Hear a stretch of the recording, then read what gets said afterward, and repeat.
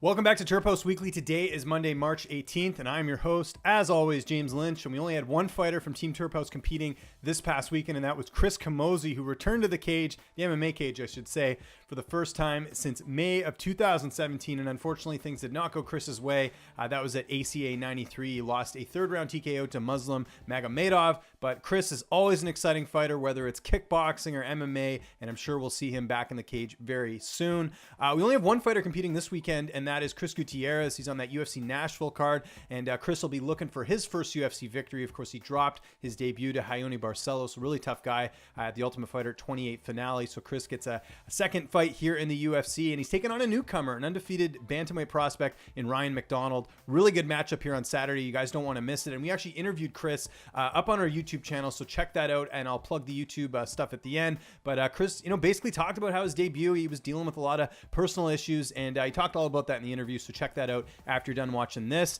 We also had a bunch of other interviews this weekend. Keith Berry spoke with him. He's going to be fighting Joe Schilling on that Bellator 219 card. Excited for that one. And also talked to Pedro Munoz, who's coming off a big win at UFC 235. He got that knockout victory in the first round over former champion Cody Garbrandt. And Pedro has a pretty interesting idea for his next fight. You'll have to watch that, which I'm going to plug right now. Our YouTube channel, youtube.com/the Terphouse. You guys got to check that out. You'll never miss any of our interviews there with the Team Terphouse fighters. And be sure to follow us on Twitter and Instagram at the Terphouse. And as always, check out theterphouse.com for all your CBD oil needs. They got a variety of stuff plus some really cool swag. Check that out on the bottom here. You can follow along. And I am James Lynch. I will see you next week.